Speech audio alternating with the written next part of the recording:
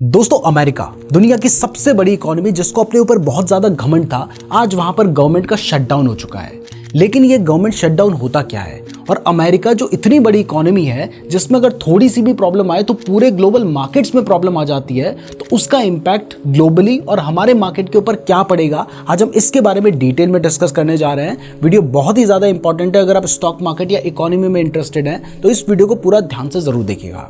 तो चलिए सबसे पहले समझते हैं कि ये यूएस गवर्नमेंट में शटडाउन होता क्या है। तो गवर्नमेंट शटडाउन तब होता है जब यूएस कांग्रेस, यानी जैसे इंडिया में पार्लियामेंट होती है, यूएस में कांग्रेस होती है, तो जब वो बजट पास नहीं कर पाती है तब अमेरिका में शटडाउन मान लिया जाता है। क्योंकि अगर बजट ही पास नहीं होगा तो वहां पर भले ही उनकी गवर्नमेंट के पास पैसा है, लेकिन उस पैसे को खर्च करने की अथॉरिटी नहीं है। तो ऐसे में होता क्या है कि जो भी जरूरी सर्विसेज है, जैसे कि डिफेंस हो गया, पुलिस हो गई, हॉस्पिटल्स हो गए, इन सर्विसेज को छोड़कर बाकी जितने भी एम्प्लॉयज होते हैं उन सभी को अनपेड लीव्स पे भेज दिया जाता है। और जरूरी सेक्टर्स के अलावा बाकी जो भी सेक्टर्स होते हैं वो सब सरकारी सेक्टर्स बंद कर दिए जाते हैं। लेकिन अब सवाल उठता है कि अमेरिका में अचानक से ऐसा क्या हो गया कि वहां बजट ही पास नहीं हो पा रहा है।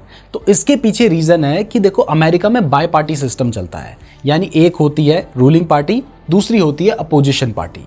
तो जब दोनों ही पार्टी किसी चीज के ऊपर सहमत नहीं हो पाएंगी तो वहां पर फिर बजट पास नहीं हो पाएगा। और ये सहमति किस चीज के ऊपर नहीं बनी है, ये सहमति नहीं बन पा रही है कि जो बजट है वो किस जगह पर कितना एलोकेट करना चाहिए। अभी देखो, सबसे बड़ी प्रॉब्लम अमेरिका में ये चल रही है कि अभी उनके ऊपर ना बहुत ज्यादा कर्ज है। एक रिपोर्ट के अकॉर्डिंग 35 ट्रिलियन डॉलर्स के आसपास का कर्ज है अमेरिका के ऊपर। अब वो बजट तो बना रहे हैं, लेकिन हर बार जो ये डेट लिमिट होती है ना, वो एक्सीड कर जाती है और अमेरिका को और कर्जा लेना पड़ जाता है। अब यहां पर प्रेजेंट सिचुएशन की अगर बात करें तो जो डेमोक्रेट्स हैं, यानी जो अपोजिशन पार्टी है, वो चाहती है कि जो मेडिकल सर्विसेज हैं और सोशल प्रोग्राम्स, हेल्थ केयर, इन सब के लिए ज्यादा पैसा दिया जाए। जबकि जो डोनाल्ड ट्रंप की पार्टी है, यानी जो रूलिंग पार्टी है, वो इन सब पे ज्यादा पैसे खर्च नहीं करना चाहते हैं। और इस वजह से दोनों के बीच में सहमति नहीं बन रही है और बजट पास नहीं हो पा रहा है। और इससे एक रिपोर्ट के अकॉर्डिंग डेली यूएस गवर्नमेंट को $400 मिलियन का नुकसान हो रहा है। अब यहां पर मैं आपको एक बात क्लियर कर दूं कि ऐसा नहीं है कि अमेरिका में आज पहली बार शटडाउन हो रहा है। अगर आप यहां पर देखेंगे तो आपको दिखाई देगा कि आज से पहले लगभग 20 बार यूएस शटडाउन हो चुका है। यानी 20 बार ऐसा हुआ है कि दोनों पार्टीज के बीच में सहमति नहीं बन पाई और बजट नहीं पास हो पाया। लेकिन इसकी वजह से कई बार एक दिन का शटडाउन हुआ, एक दिन का तो बहुत बार शटडाउन हो चुका है।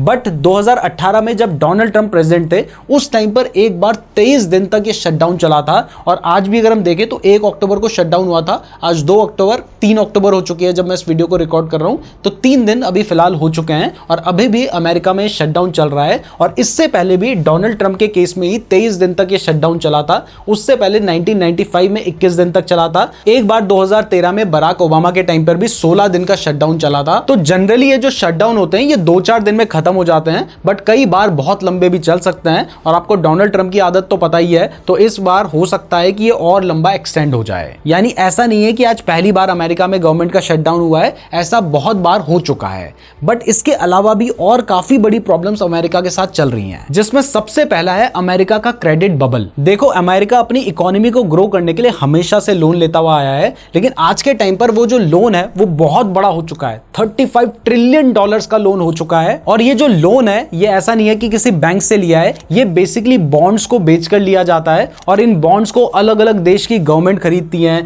बड़े बड़े बिजनेसेस खरीदते हैं, कई बार आम लोग भी खरीदते हैं और उससे गवर्नमेंट के पास पैसा आ जाता है। अब क्योंकि गवर्नमेंट ने बॉन्ड्स बेचकर पैसा ले रखा है तो गवर्नमेंट को इसके ऊपर इंटरेस्ट भी चुकाना पड़ेगा। तो जब 35 ट्रिलियन का गवर्नमेंट के ऊपर लोन हो चुका है तो अब इसकी जो इंटरेस्ट पेमेंट है ना, वो भी ट्रिलियन ऑफ डॉलर्स में पहुंच चुकी है। मतलब सीधा है कि अमेरिका कर्ज ले लेकर इतना बड़ा बना है और ये जो बबल है ये बहुत बड़ा हो चुका है। और ऐसे ही चलता रहा तो ये बबल कभी भी फट सकता है। अब देखो, ऐसा नहीं है कि अमेरिका के ऊपर जो कर्जा आया है पूरा 35 ट्रिलियन का, ये बिल्कुल नया है। ये बहुत लंबे टाइम से चलता हुआ आ रहा है और गवर्नमेंट को भी पता है कि उनके ऊपर अच्छा खासा कर्जा है। लेकिन प्रॉब्लम यह है कि ये कर्जा जो है ये बढ़ते बढ़ते बहुत ऊपर निकल चुका है, जिस कर्ज को चुकाने के लिए भी सरकार कर्ज लेती रहती है। इसके अलावा दूसरा जो सबसे गलत काम अमेरिका करता रहता है वो है कि वो कई बार अपने कर्ज को चुकाने के लिए डॉलर प्रिंट करता है। अब डॉलर ऐसी करेंसी है जो पूरी दुनिया में चल रही है, तो वो प्रिंट पे प्रिंट किए जा रहे हैं। अब देखो, डॉलर प्रिंट करना उनका राइट है, लेकिन अगर कभी भी किसी करेंसी को प्रिंट किया जाता है तो उसके पीछे गवर्नमेंट को अपने पास गोल्ड रखना पड़ता है। मतलब आप उतनी ही करेंसी प्रिंट कर सकते हो जितना आपके पास गोल्ड है, लेकिन माना जा रहा है कि अमेरिका ने अपने गोल्ड से कई गुना ज्यादा डॉलर्स प्रिंट कर दिए हैं, जिससे जो डॉलर की क्रेडिबिलिटी है वो भी घटती चली जा रही है। अब इससे जब गवर्नमेंट को प्रॉब्लम होती है तो वो क्या करते हैं, वो इंटरेस्ट रेट को ऊपर नीचे करते रहते हैं, जिससे शॉर्ट टर्म में तो प्रॉब्लम सॉल्व हो जाती है, लेकिन लॉन्ग टर्म में जो प्रॉब्लम है वो बहुत उलझ गई है, बढ़ती चली जा रही है। क्योंकि इन सब कामों की वजह से डॉलर की क्रेडिबिलिटी घट रही है, तो चाइना, रशिया और बाकी जो मिडिल ईस्ट कंट्रीज हैं वो डॉलर के अलावा और भी कोई अल्टरनेटिव ढूंढने की कोशिश कर रहे हैं। जैसे बीच में आपने सुना होगा कि बात चल रही थी ब्रिक्स नेशन अपनी खुद की करेंसी बना सकते हैं, तो अगर वो करेंसी बना लेते हैं तो ऐसे में डॉलर की जो वैल्यू होगी ना वो भी बहुत तेजी से घट सकती है। मतलब ऐसे में अमेरिका के लिए इधर कुआं उधर खाई वाली बात हो चुकी है। अगर वो ज्यादा डॉलर प्रिंट करता जाएगा तो यहां पर प्रॉब्लम ये होगी कि उसकी जो क्रेडिबिलिटी है वो भी घटेगी, बाकी कंट्रीज अपनी करेंसीज या दूसरी करेंसी में ट्रेड करेंगे, जिससे फिर डॉलर की डिमांड घटेगी और अगेन उसका नुकसान डॉलर को होगा।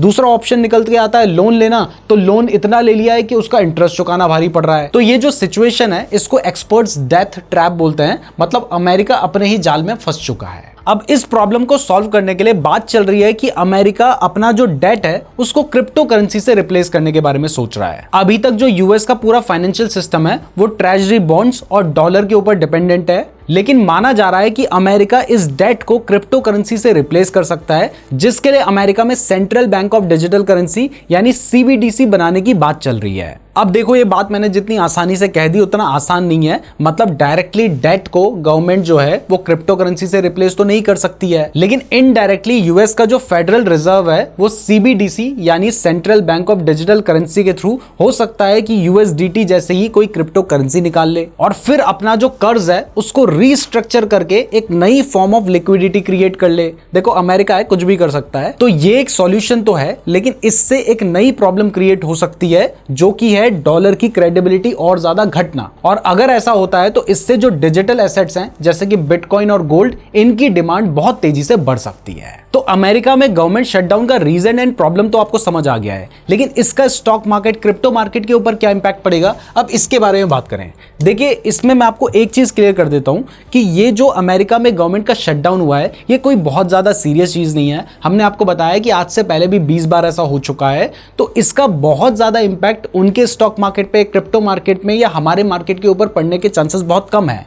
लेकिन जो मैं आपको डॉलर के पीछे की प्रॉब्लम बता रहा हूं, इसके अलावा जो अमेरिका का डेट बढ़ता जा रहा है, इस प्रॉब्लम के बारे में बात कर रहा हूं, तो इसका मार्केट के ऊपर अभी शॉर्ट टर्म की बात नहीं चल रही है, लेकिन लॉन्ग टर्म में इंपैक्ट पड़ सकता है। देखिए अगर इसी तरीके से अमेरिका का डेट बढ़ता जाता है, जिसकी वजह से अगर डॉलर की क्रेडिबिलिटी घटती है और जो हमने आपको क्रिप्टो करेंसी वाला सीन बताया है, अगर ऐसा होता है तो ऐसे केस में क्रिप्टो की जो वैल्यू होगी और जो गोल्ड की वैल्यू होगी वो बहुत तेजी से बढ़ सकती है। यूएस मार्केट की बात करें तो शॉर्ट टर्म में मैंने आपको बताया कि कोई खास इंपैक्ट नहीं पड़ेगा, लेकिन अगर ये अपने डेट को कंट्रोल नहीं करते हैं, डॉलर की क्रेडिबिलिटी घटती जाती है, तो इससे लॉन्ग टर्म में मार्केट के क्रैश होने का रिस्क बढ़ जाएगा। लेकिन अगर इंडियन मार्केट की बात करें तो इसके लिए थोड़ा सा पॉजिटिव है, क्योंकि अगर यूएस में कोई भी अनसर्टेनिटी होती है या फिर अगर डॉलर वीक होता है तो इस केस में जो फॉरेन इन्वेस्टर्स हैं वो इंडिया जैसी कंट्री में इन्वेस्ट कर सकते हैं। फॉरेन इन्वेस्टमेंट इंडिया में आ सकती है क्योंकि इंडिया एक ग्रोइंग कंट्री है, डेवलपिंग कंट्री है, तो इंडिया में अगर पैसा आएगा तो इंडियन स्टॉक मार्केट्स के लिए पॉजिटिव हो सकता है। इसके अलावा इस यूएस शटडाउन के कुछ नॉर्मल इंपैक्ट्स की बात करें तो इससे एक तो जो जॉब डेटा आना होता है, इन्फ्लेशन डेटा आना होता है, वो डिले हो सकता है। गवर्नमेंट एम्प्लॉइज को कुछ टाइम तक हो सकता है कि सैलरी ना मिले, ऑफ कोर्स वो बाद में दे दी जाएगी। तीसरा, अगर मान लीजिए ये जो यूएस शटडाउन है ये लंबा चलता है तो फिर उससे इनकी जो जीडीपी ग्रोथ है वो थोड़ी कम हो सकती है। और चौथा, जो वहां पर पब्लिक सर्विसेज हैं वो डिसरप्ट हो सकती हैं। बाकी आपका इस यूएस गवर्नमेंट के शटडाउन के ऊपर क्या ओपिनियन है हमें कमेंट करके जरूर बताइएगा। वीडियो पसंद आई है तो वीडियो को लाइक और चैनल को सब्सक्राइब जरूर कर दीजिएगा। अगर आप क्रिप्टो ट्रेडिंग के बारे में डिटेल में जानना चाहते हैं तो आप ये वाली वीडियो देख सकते हैं। धन्यवाद।